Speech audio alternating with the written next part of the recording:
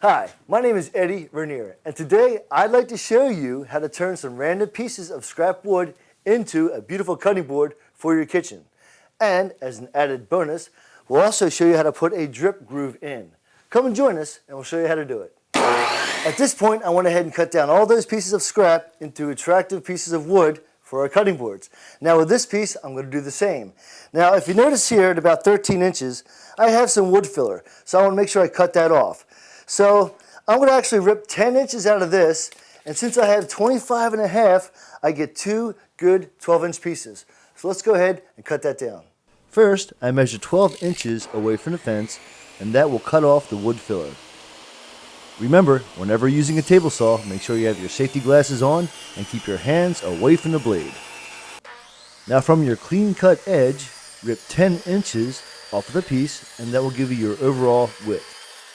Measure in a ½ inch from the edge, and then cross cut that off to give yourself a nice clean edge. Now from my fresh cut edge, I'm measuring in 12 inches, and with a combination square, I'll mark it, and that'll be a visual guide to ensure a nice square cut. Now with our second piece, same thing. From your fresh cut edge, measure in 12 inches and give it a nice square cut. So we found this little piece of mahogany. So we're going to turn it into a little cheese board. So what we're going to do is cut off this paint on the one side, makes it easier for sanding, and cut off this edge which is a bit compromised. So let's go ahead and do that. Set your fence to cut off that not so nice edge, and then cross cut both ends. It's now time to get into the groove. I'm going to go ahead and show you how to do a drip groove on the outside perimeter of your cutting board, and we're going to do that with our router and a jig that we're going to make. And what that drip groove does is keep all those juices from running off the edge. To cut the groove, I'll use a ½ inch core box router bit. We're going to use a plunge router, which allows you to plunge the router bit below the surface. I have it set at a ¼ inch deep. From the edge of the router plate to the bit, we measure 3 inches. So for our groove to be 1 inch in from the end of the cutting board, we'll measure our jig base distance at 2 inches. Now you can go ahead and box out your cutting board with your 2-inch rips. Start with 2 opposing sides, cut them to the same length, and finish up with the other 2 with a perfect 2-inch wrap. For your router jig fence, grab some 1x stock tall enough for your cutting board and screw that in on end, boxing it out the same way. And this will be a guide for your router to go by.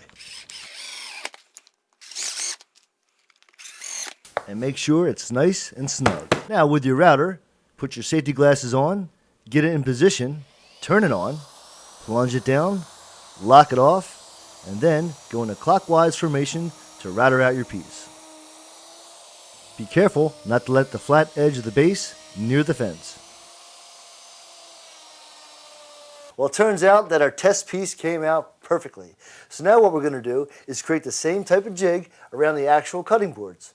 We now have our router jig set up for our actual cutting board pieces. But with this router jig, I went ahead and made the fence a ½ inch wider all the way around. So I cut 2½ inch pieces all the way around. And what that'll do is create that groove a ½ inch closer to the edge. And that'll give us more cutting surface on top of the board. So now let's go ahead, put our safety glasses on, and router this out.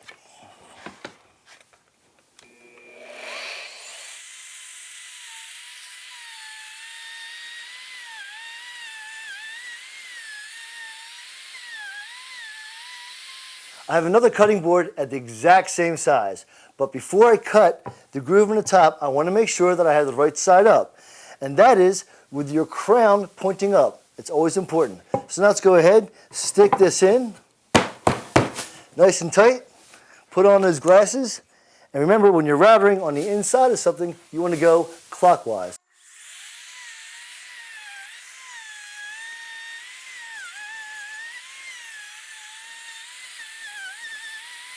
We cleaned house and turned every piece of scrap wood that was worthy into a cutting board. Some have a groove and some don't. Next, we're going to use our router table with a router attached. Safely secure your router table to your workbench. Next, set up your corner round router bit to your desired depth. For our next step, we're going to go ahead and round over all 4 sides of the top and bottom of each cutting board. To do this operation, we're going to use a router table with a router attached underneath. and a 1/2 inch round over bit.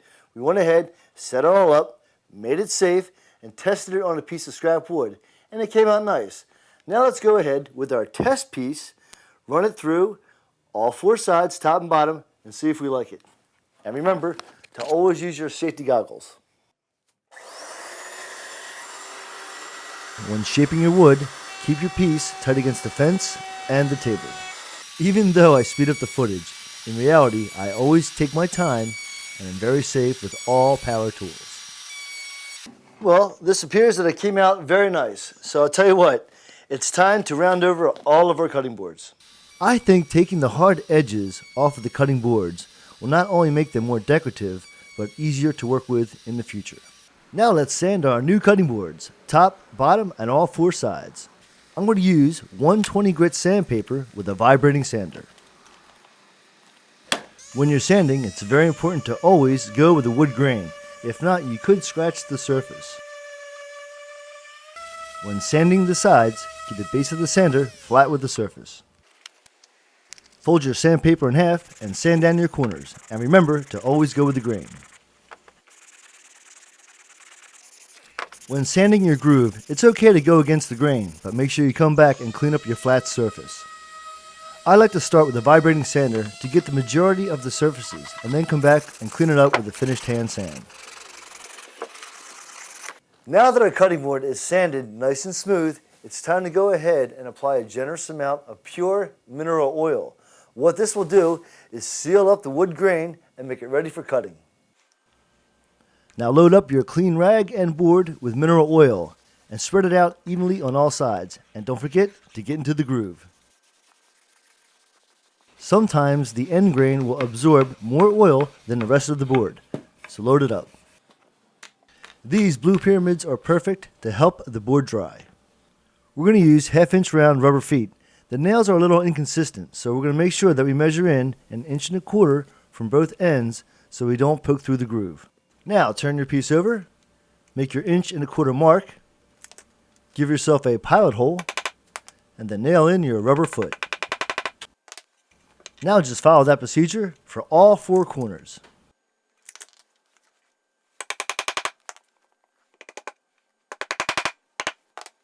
To protect your new cutting board surface, make sure you lay down a nice clean towel to do your work on top of.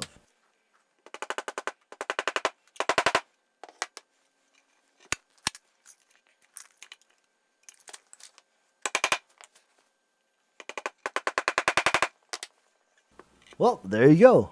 Let's do it one more time. Since this cutting board is a little smaller, I decided to measure in only 3/4 of an inch in from the end. I think this will make the cutting board a little more stable to work on. Notice I measured all 4 corners at the same time, and then did all 4 pilot holes, and then I did all 4 feet. After you do a project a couple of times, you tend to find a quicker system.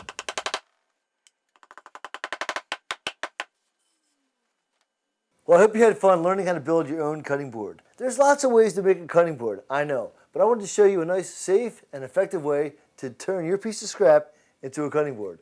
My name is Eddie Raniere, and we'll see you next time.